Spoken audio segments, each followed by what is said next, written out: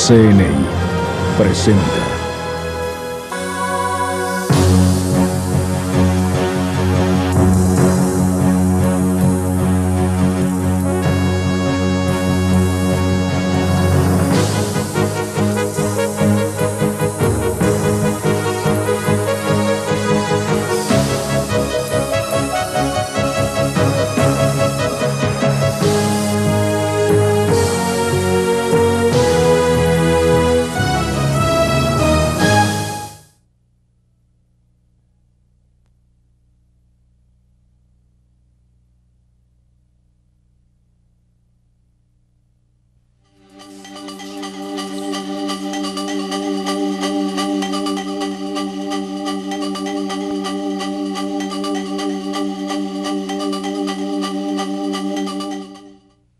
Desde la capital de la República Mexicana le saluda a Raúl Peinbert. En este programa, el presidente de México, Ernesto Zedillo, habla de importantes temas de la actualidad mexicana: el narcotráfico, el Ejército Popular Revolucionario, el caso Colosio y la economía son, entre otros, los temas que aborda en esta entrevista exclusiva. Pero antes, nuestro compañero Rubén Luengas nos habla del momento histórico que se vive actualmente en el país.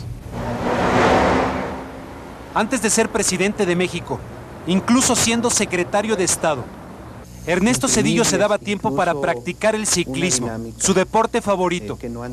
Hoy quizá no hay tiempo para eso. Y después de 22 meses en el cargo, es un hombre con menos cabello y con muchas canas, que antes de recibir esta banda tricolor, simplemente no existían. Y es que el análisis más simple revela que el presidente tiene varios frentes, y todos, según Santiago Krill, vinculados a la agonía del viejo sistema político mexicano. Las viejas instituciones políticas mexicanas están ya sumamente debilitadas. Ya no procesan adecuadamente las demandas más básicas del ciudadano común. Las demandas de empleo, de seguridad, de tener un salario justo. Por lo tanto, dice Krill, a México le urge optar por la democracia auténtica y con ella replantear su futuro. Y en eso hay un claro consenso entre las fuerzas de oposición. Una apuesta inteligente del gobierno sería abrir, que se tomara la iniciativa democrática. Yo creo que esa es la mejor manera de mantener la estabilidad política. Y eso lo entiende un estadista, un hombre de Estado. Reformar la Constitución por consenso no significa ciertamente que la transición política haya culminado. Tampoco garantiza que hayamos arribado al régimen democrático que los mexicanos anhelamos. Para la oposición, la reforma electoral negociada recientemente con el gobierno es un avance, pero en la práctica, dice Santiago Krill, los casos Madrazo en Tabasco y Figueroa en Guerrero anticipan las adversidades que la democracia deberá enfrentar en México a pesar de la reforma. Como que las cosas se fueron allá acomodando, pero más bien se relegaron al olvido. Y aun cuando la reforma no estará vigente todavía, será el próximo 6 de octubre, precisamente en Guerrero, donde se realicen elecciones legislativas y municipales, poniéndose a prueba la voluntad democrática de las autoridades. En la Ciudad de México, Rubén Luengas, CBS Telenoticias. Hace exactamente una semana, la principal fuerza política en México, el Partido Revolucionario Institucional, realizó su Asamblea General. Y esto marcó un momento importante en el desarrollo histórico de los partidos políticos en México.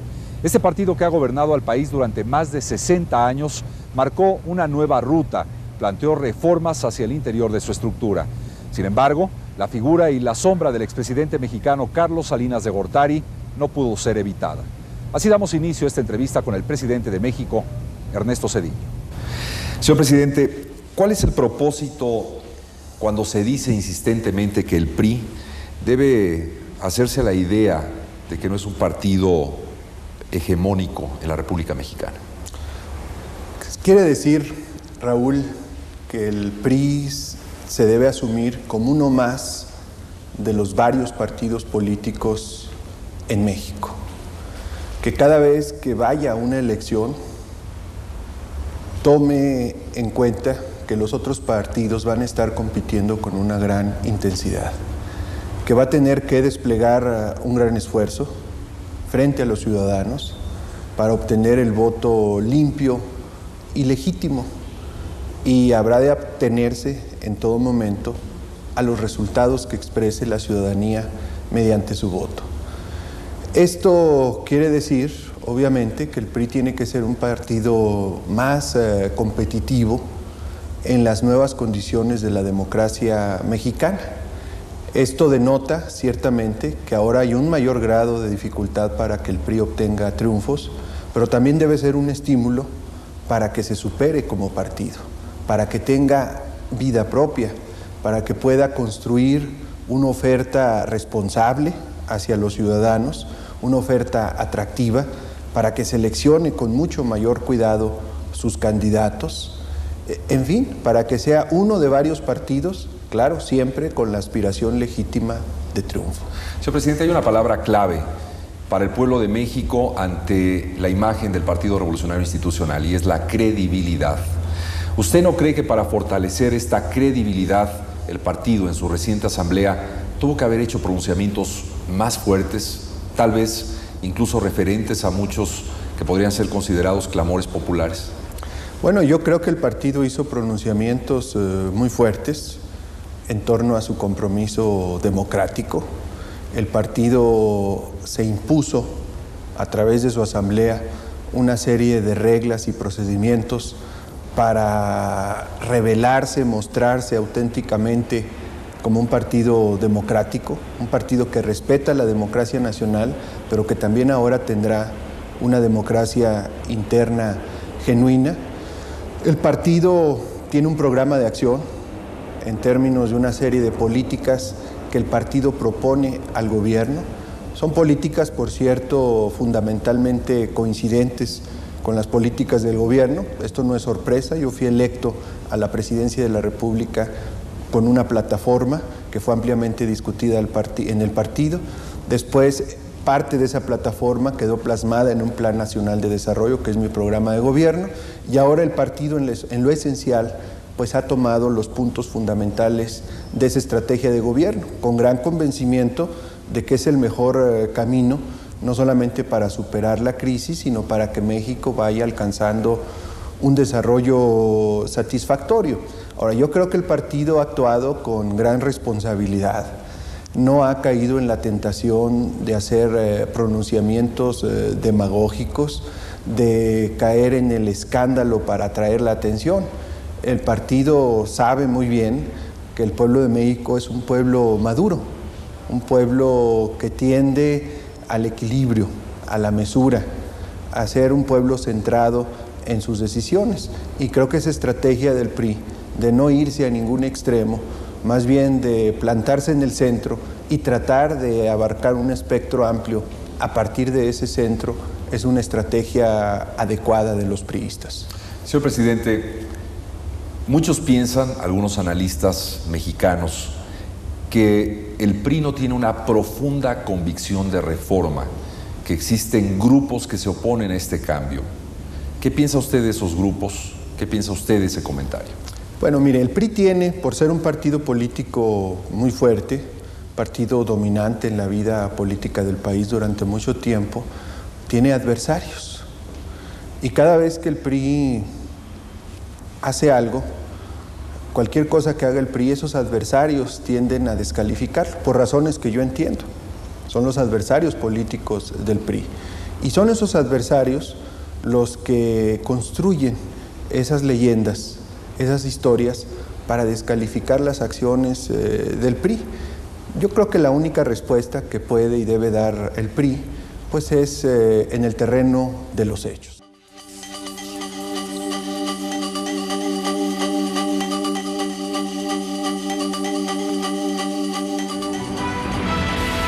¿Sigue pesando la imagen de Carlos Salinas de Gortari en el seno del Partido Revolucionario Institucional? Bueno, debo decir en principio que no soy vocero del PRI, soy presidente de México y he sido profundamente respetuoso. Me precio quizás de haber sido el presidente más respetuoso del PRI como partido político en muchas décadas.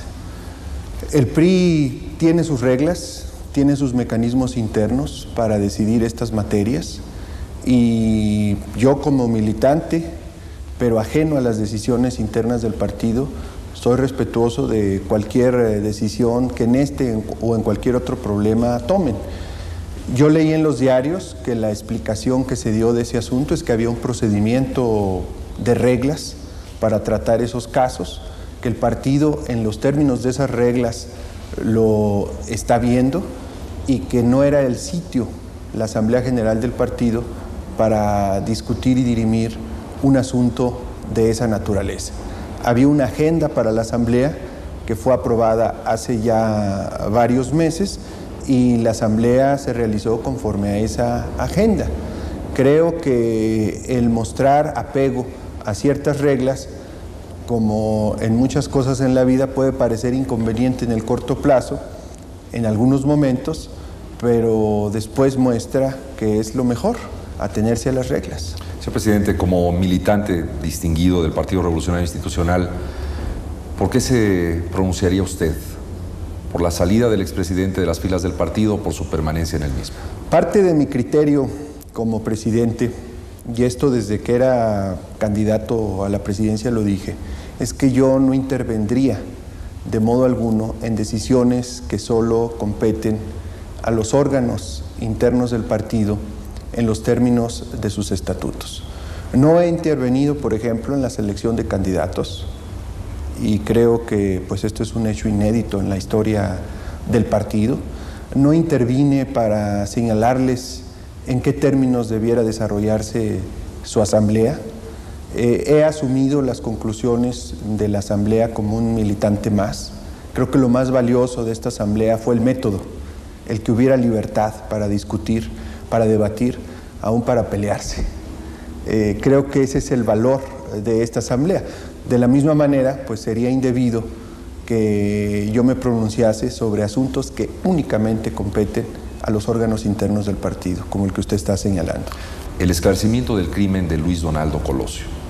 Usted ha reconocido fallas en la investigación. ¿Qué tipo de fallas reconoce el presidente mexicano y qué es lo que se va a hacer para aclarar ese...? Yo lo que he dicho, nunca me he referido a aspectos específicos de la investigación porque ese no es mi papel. No puedo, ni debo, ni me corresponde influir en ningún sentido en esta o en cualquier otra investigación que lleve a cabo el Ministerio Público, la Fiscalía de la Procuraduría General de la República. Repito, para cualquier materia.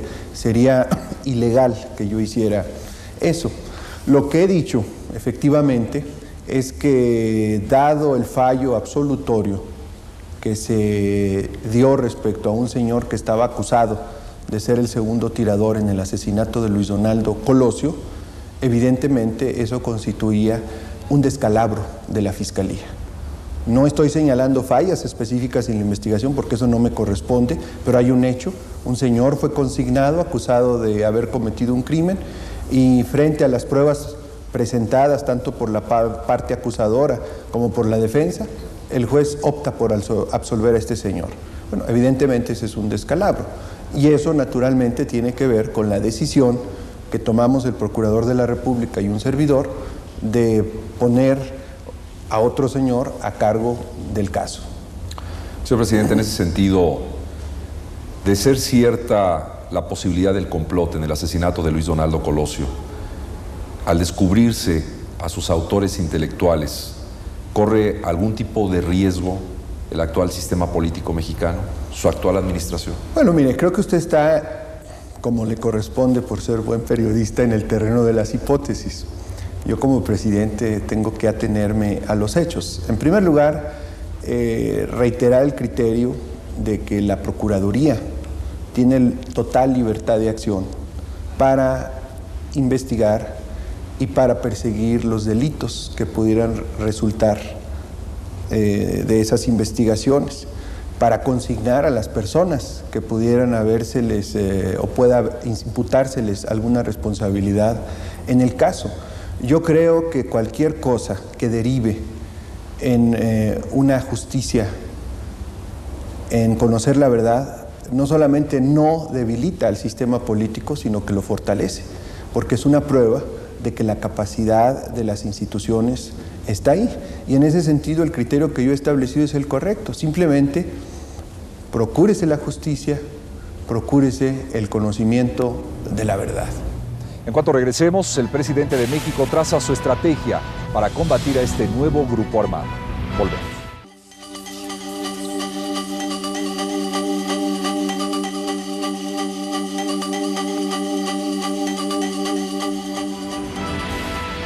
Y cuando se había avanzado en el diálogo entre las autoridades mexicanas y el ejército zapatista, irrumpe en el escenario de México un nuevo grupo guerrillero, el Ejército Popular Revolucionario.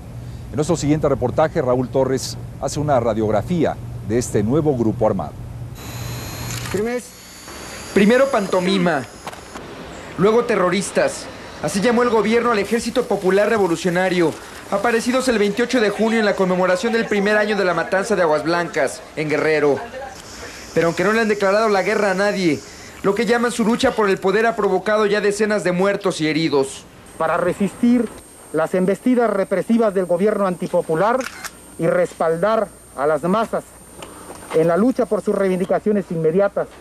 Sus ataques han sido contra el ejército y la policía, pero con el EPR no habrá diálogo, habrá cárcel, porque para el gobierno, ahí detrás solo hay un rostro de violencia, diferente al de negociación que el ejército zapatista cubre con su pasamontañas en Chiapas. Este grupo armado que ha irrumpido en Guerrero no tiene una raíz, no tiene una raigambre, una presencia en las comunidades rurales o indígenas de Guerrero, como en su caso la tiene el EZLN en el caso de Chiapas.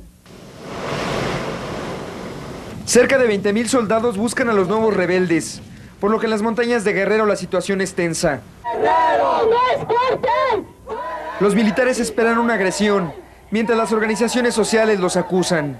El ejército mexicano está hostigando, pues, más que nada ahorita a nuestro pueblo y a las organizaciones que conformamos la Unión de Organizaciones. Eso y la suspensión del diálogo entre zapatistas y gobierno llevó a la Comisión de Intermediación en el Diálogo de Chiapas a hacer una propuesta que considera necesaria para la paz. Un diálogo nacional por la paz en México, incluyente en todo el territorio nacional, con todos los actores. Diálogo que reúna a todas las organizaciones sociales y políticas de México, donde incluso se ventile un hecho reconocido por el gobierno. Los conflictos violentos que se han venido dando en nuestra entidad se localizan precisamente por la pobreza extrema en que viven muchos de los habitantes de nuestra entidad. En este momento los frentes guerrilleros están detenidos. El EPR comunicó que no realizará más acciones guerrilleras, sino hasta que pasen las elecciones en Guerrero, mientras los zapatistas están metidos en un debate sobre si viajarán o no a un foro indigenista en la capital del país. En la Ciudad de México, Raúl Torres, CBS Telenoticias. En cuanto regresemos, el presidente de México traza su estrategia para combatir a este nuevo grupo armado. Volvemos.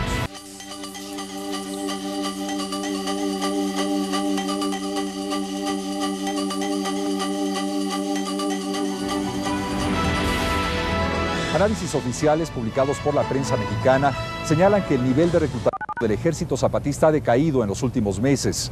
Ahora, la preocupación del gobierno mexicano se centra en las actividades del Ejército Popular Revolucionario.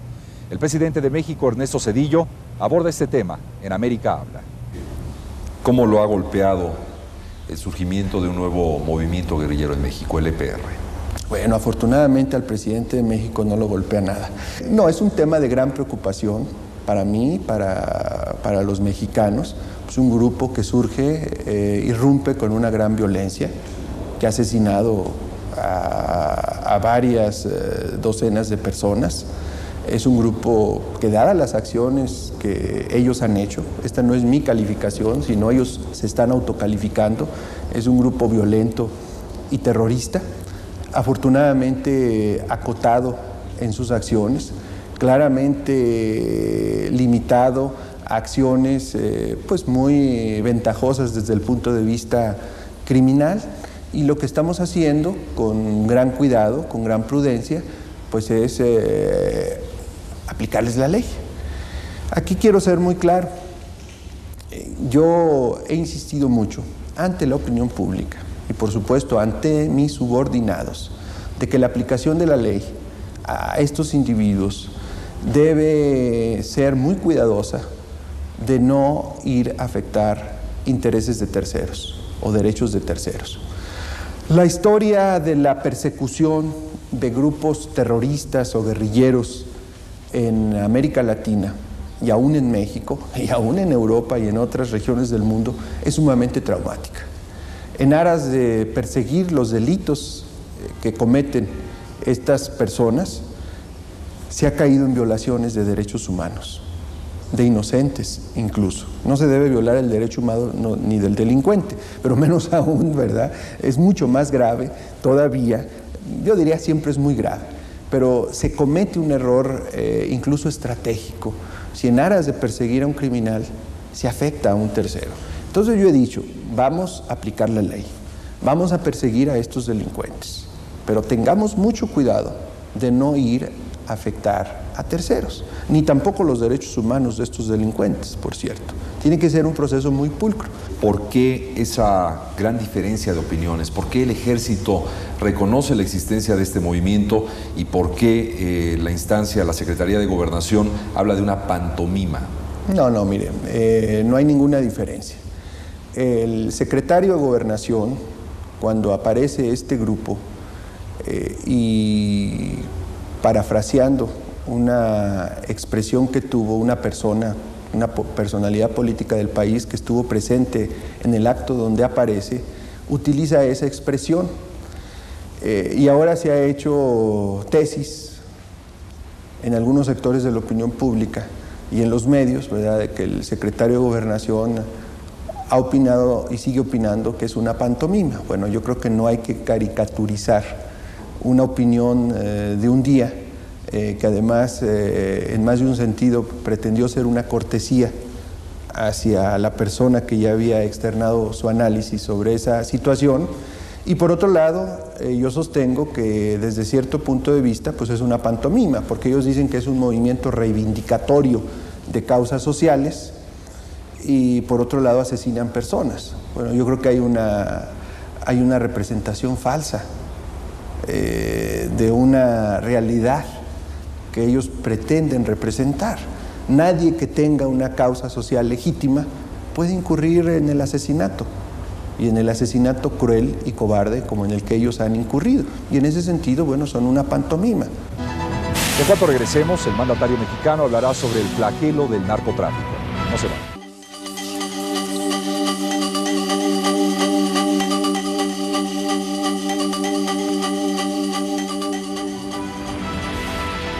Su cercanía con Estados Unidos y su vínculo con América Latina ha convertido a México en el puente ideal para el narcotráfico. El presidente de México, Ernesto Zedillo, aborda este tema que amenaza los cimientos sociales y políticos de los países de América Latina. Señor presidente, existe la percepción de que el gobierno mexicano se apoya cada vez más en el ejército, en las Fuerzas Armadas del país para la solución de determinados conflictos. ¿No están los militares ganando cierta autonomía? De ninguna manera. El ejército mexicano es un ejército ejemplar, extraordinariamente institucional. ¿Qué le puedo decir yo como comandante supremo del ejército? Estoy muy orgulloso de ser comandante de esa gran institución, que yo creo que es ejemplar a nivel latinoamericano y a nivel mundial. Y el ejército tiene constitucionalmente conferidas ciertas responsabilidades. Yo como comandante supremo del ejército, cada vez que considero que hay un hecho, una circunstancia que amerita la participación del ejército, como comandante supremo, decido su participación. ¿Por qué lo hago? Porque es una institución honesta, es una institución confiable, es una institución patriótica, es una institución eficiente. Y eso pues creo que lo justifica. El pueblo de México hace un gran esfuerzo para sostener a sus Fuerzas Armadas. Son Fuerzas Armadas que, si bien son moderadas o reducidas en relación al tamaño total del país, de cualquier manera se incurre en un gasto significativo para su mantenimiento, y por eso cada vez que haya razones, buenas razones, para que ellos participen en el combate o en la corrección de algún problema que constitucionalmente se los permita, pues acudo y acudiré a las Fuerzas Armadas con absoluta confianza de que están y seguirán cumpliendo plena y satisfactoriamente su deber. Hay quienes piensan, señor presidente, que en México no hay que preguntarse qué tan fuerte es el narcotráfico, sino qué tan fuertes son quienes los protegen? Pues es una frase más. Yo creo que el narcotráfico, por la cantidad de recursos, por la crueldad y la gravedad de la violencia con que tiende a desplegarse, pues es una amenaza para el país y para las instituciones del país, y una forma como amenaza al país y a sus instituciones es a través de la corrupción. No es ningún secreto, es algo que exhibimos frecuentemente y que perseguimos siempre, el que los narcotraficantes sobornan, corrompen, reclutan a miembros de las instituciones que están encargadas de perseguirlos. Eso es un hecho aquí y desgraciadamente es un hecho en prácticamente todos los países que se ven afectados por el narcotráfico, y eso es parte de la lucha diaria.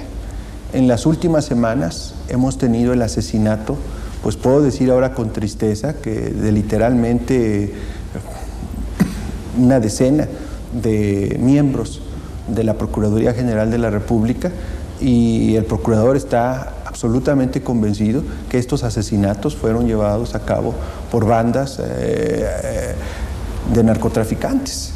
Y esto pues muestra, por un lado, la gravedad del fenómeno, pero también muestra los costos que está pagando el gobierno de México por combatir a los narcotraficantes. En nuestro próximo segmento de América Habla, el presidente de México aborda el tema de los vecinos distantes y el problema de la inmigración. Regresamos.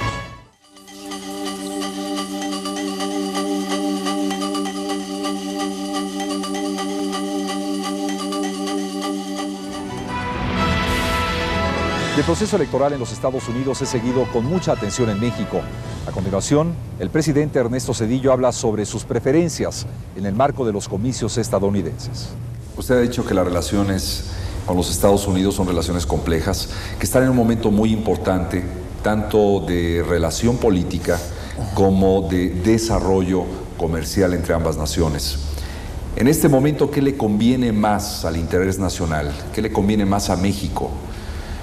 ¿Un presidente demócrata o un presidente republicano en la Casa Blanca? Oh, perdóneme, acuérdese del principio de la no intervención en los asuntos internos de otros países.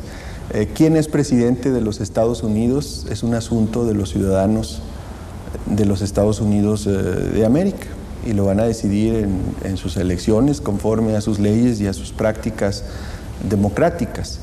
México procurará siempre tener relaciones respetuosas, amistosas, de cooperación con quienes los americanos hayan electo como su presidente.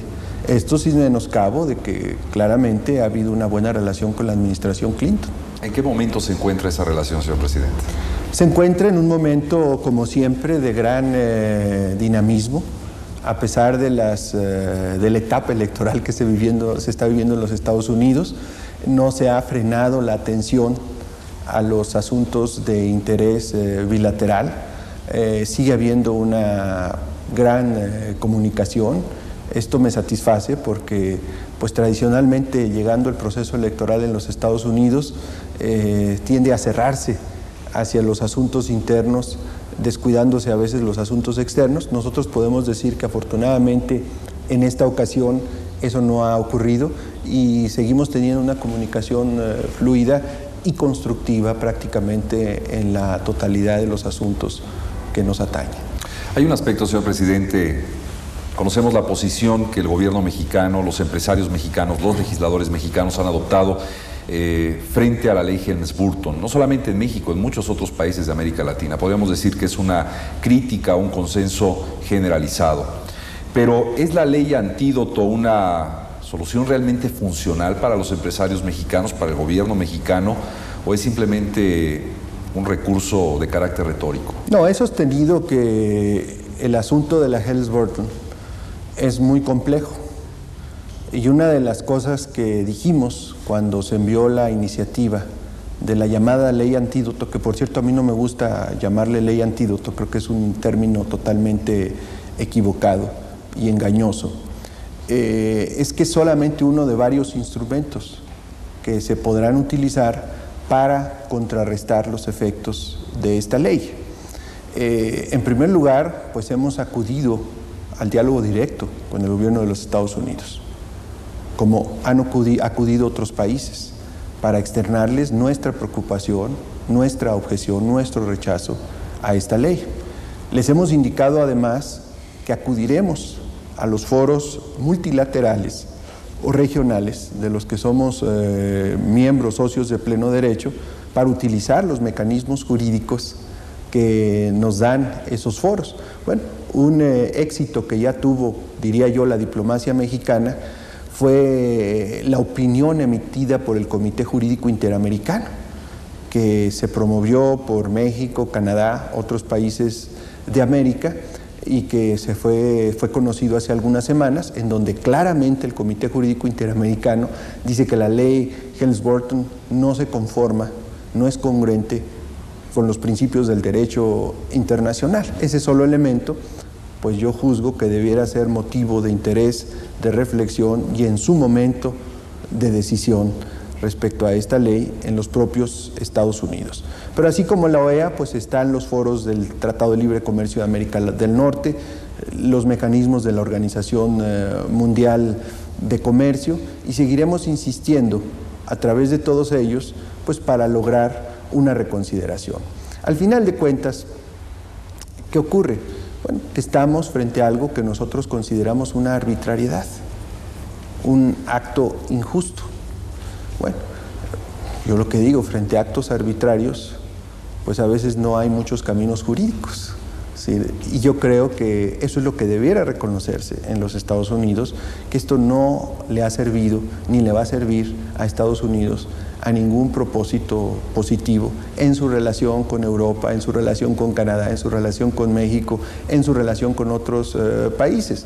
Que si existe un propósito cuya interés o legitimidad pues no me interesa discutir ahora, pues que utilicen instrumentos que no sean violatorios del derecho internacional, para que no haya problemas con terceros países, que por los demás somos muy buenos amigos, somos muy buenos socios, estamos comprometidos en empresas comunes muy importantes, tenemos relaciones que nunca habían sido tan cercanas y tan respetuosas en los demás aspectos. Entonces, ¿para qué afectarlas con este asunto que finalmente pues los Estados Unidos debieran atender a través de otros instrumentos?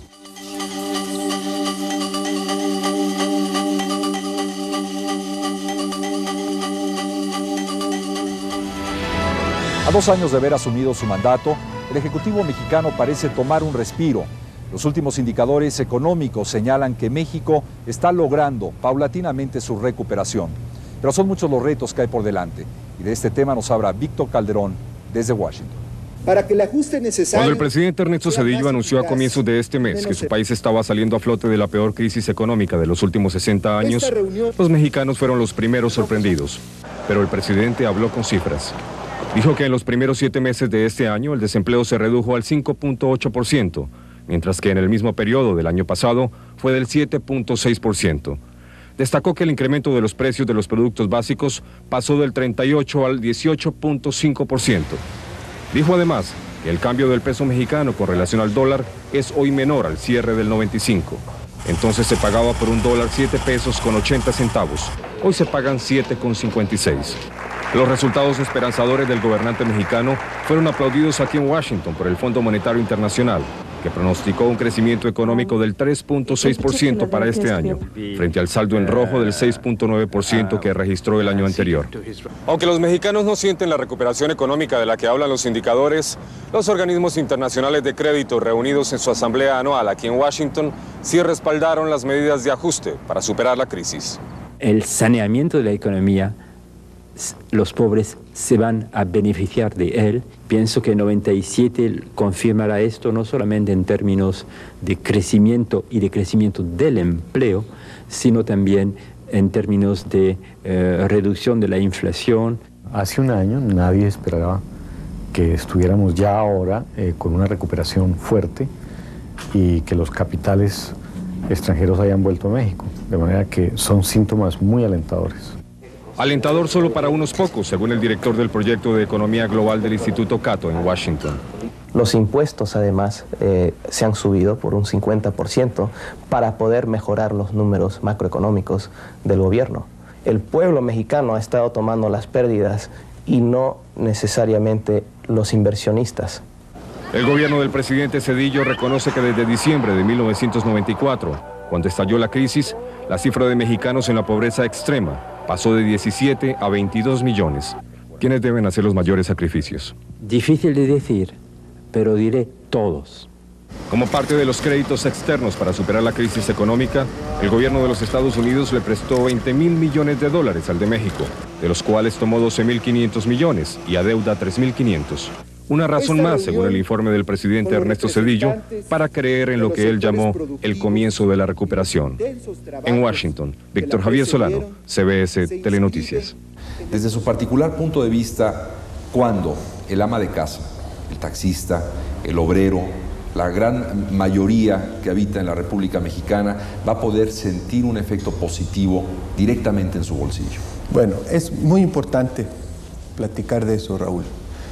En primer lugar, los problemas que hoy vive la gente, desgraciadamente, y lo subrayo, no se deben únicamente a la crisis que vivimos en 1995. Si eso fuera, pues estaríamos realmente en una situación muy ventajosa, porque simplemente corrigiendo la crisis, pues estaríamos ya en una situación adecuada para la gente. Lo que tenemos es una acumulación de rezagos y de carencias durante muchos años. Hemos tenido una economía que se ha desempeñado mediocremente durante más de 2 décadas, y cuando digo mediocremente quiero decir que no ha crecido lo suficiente, ha crecido muy poco, o a veces ha caído mucho, o se ha quedado estancada. Entonces los problemas se nos han acumulado. Además hemos tenido un crecimiento de la población pues, muy elevado. Somos un país que en 1970 tenía 48 millones de habitantes y ahora somos más de 90. O sea, casi se ha duplicado la población del país en apenas 25 años. Entonces no es posible decir que los problemas, el sufrimiento de la gente hoy es únicamente resultado de la crisis. Lo que hemos superado es la emergencia, esa situación de agobio, de amenaza, de desplome financiero y productivo que vivimos en 1995. Estamos empezando a ver la recuperación productiva, en tanto que la actividad en prácticamente todos los sectores de la economía mexicana empieza a crecer. Empezamos a recuperar los niveles de empleo. Yo lo que le he dicho a los mexicanos es que nuestro mayor reto es transformar esta recuperación en un proceso de crecimiento económico sostenido, dinámico, elevado, durante varios años. Y solo en la medida en que logremos eso, vamos a empezar a sentir pues, un cambio apreciable en los niveles de vida de la población. Ningún país ha dejado de ser pobre o rezagado simplemente en un término de 1, 2 o 3 años. Han sido esfuerzos de una o varias generaciones para que los países se desarrollen.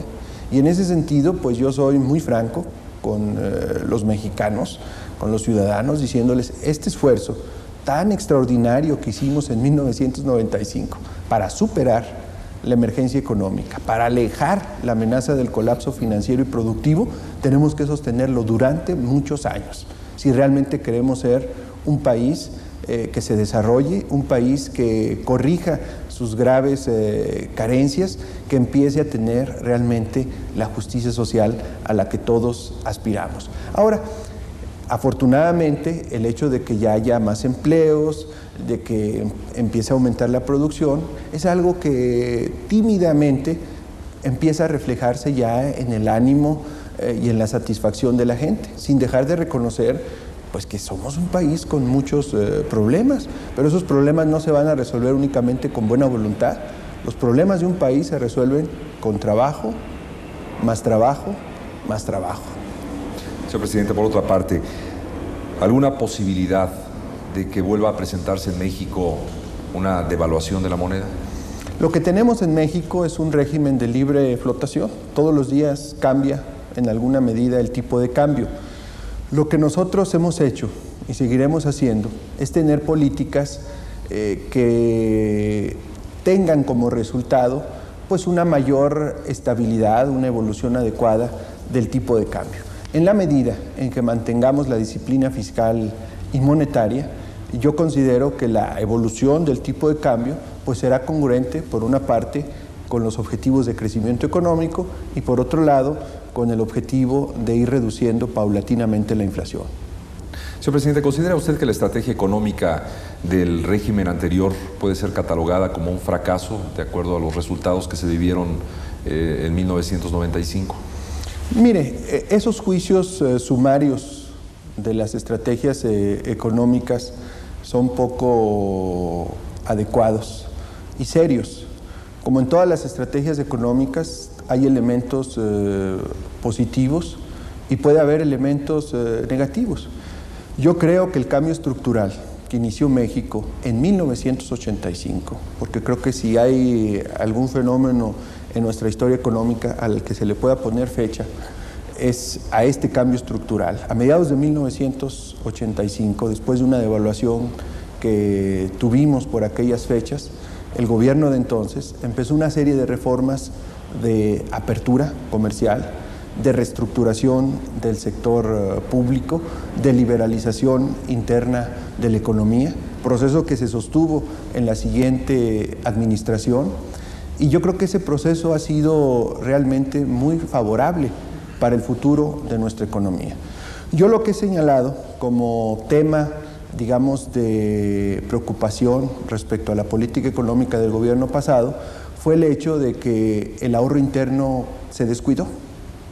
A partir de 1990 empezó a disminuir significativamente la tasa de ahorro interno. Esto coincidió con una gran entrada de ahorro externo en la forma de capital de corto plazo, y eso le dio una enorme vulnerabilidad a la economía mexicana.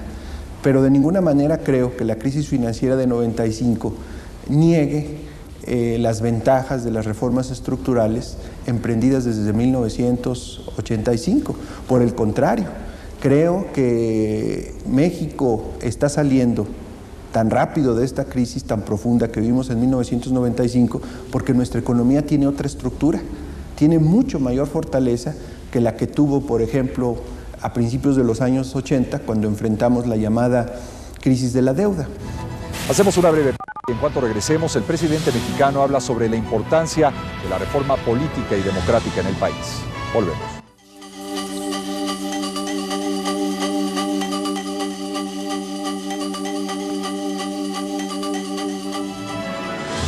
Uno de los aciertos más importantes de la presente administración es el de la llamada reforma política o democrática. Y es que con estas medidas se pretenden erradicar viejos vicios que ha vivido la vida política nacional. A continuación, el presidente Ernesto Zedillo aborda el tema. Respecto a la reforma electoral, a veces es difícil de creer que realmente exista la convicción, y esto lo hablo por la tradición que tal vez equivocadamente durante muchos años vivió la República Mexicana, de desvincular realmente al gobierno, a la imagen presidencial de todos los organismos electorales. ¿Qué tan profunda es su convicción y su compromiso para lograr este aspecto? Es absoluta, es absoluta. Una suposición para algunos totalmente cierta, para otros no creíble, pero que por lo menos da lugar a alguna sospecha, es que por participar el gobierno en los órganos electorales se introducía un sesgo sistemático a favor de un partido, del PRI. Esta es, digamos, una creencia establecida en ciertos sectores de la opinión pública. Bueno, una prueba de que el gobierno no puede ni debe influir en favor de ningún partido político, porque los que tienen que decidir son los ciudadanos, es despojar a esos órganos electorales de la presencia del gobierno y dejar que sean entes ajenos al gobierno quienes decidan quiénes integran esos órganos electorales, incluso procurando el consenso político para la integración de esos órganos electorales. Más aún, con esta reforma política, no solamente el órgano que organiza las elecciones no tendrá ya participación del gobierno, sino que la llamada justicia electoral, los mecanismos para dirimir controversias en torno a los temas electorales, se llevan al Poder Judicial. Por cierto, un poder que ahora ha sido reformado al inicio de mi gobierno, y hoy puedo decir con absoluta certeza, y estoy seguro que nadie se va a atrever a contradecirme, porque de nuevo están los hechos, es un Poder Judicial totalmente independiente del Ejecutivo. Bueno, esos son los hechos, y los hechos no pueden ser sino resultado de la voluntad, ciertamente una voluntad personal mía como ciudadano, como presidente de la República, como mexicano que cree profundamente en la democracia, pero, como lo he dicho, mérito de manera muy especial de las dirigencias de los partidos políticos que participaron en la construcción de ese consenso y de los legisladores de todos los partidos políticos que aprobaron por unanimidad esta reforma constitucional, que reitero es un hecho inédito en nuestra historia política.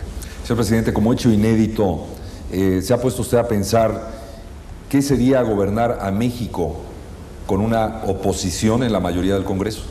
Mire, 2 puntos. 1, creo profundamente en la democracia. He alentado al lado de otros mexicanos esta reforma democrática con gran entusiasmo. Estamos construyendo instituciones para garantizar el respeto del voto, para que haya elecciones limpias, equitativas, transparentes y justas. Ese es mi criterio como presidente de la República. Ahora, nadie me puede privar de mis derechos y de mis preferencias políticas. Y naturalmente mi preferencia política es que gane mi partido, el partido que me llevó a la presidencia de la República, el partido con el que guardo enormes coincidencias de tipo ideológico y en términos de las políticas para impulsar el desarrollo del país. Entonces no me ponga usted en el supuesto de que va a perder el PRI. No, yo trabajo para construir la democracia, espero que el PRI trabaje para ganar las elecciones y como ciudadano y como votante, pues espero que gane el PRI. ¿Usted qué preferiría como actual priista? ¿Que llegara al gobierno el Partido Acción Nacional o que llegara al gobierno un partido como el PRD, por ejemplo? Mire, los presidentes actuamos en el terreno de los hechos, no en el terreno de las hipótesis. Le reitero, yo lo que espero son 2 cosas.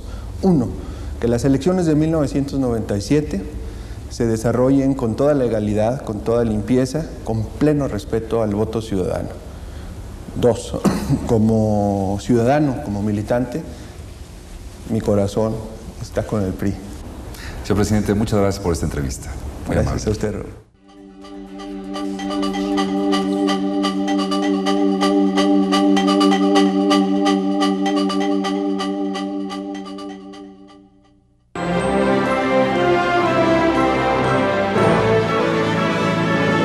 Ha sido una presentación de CNI.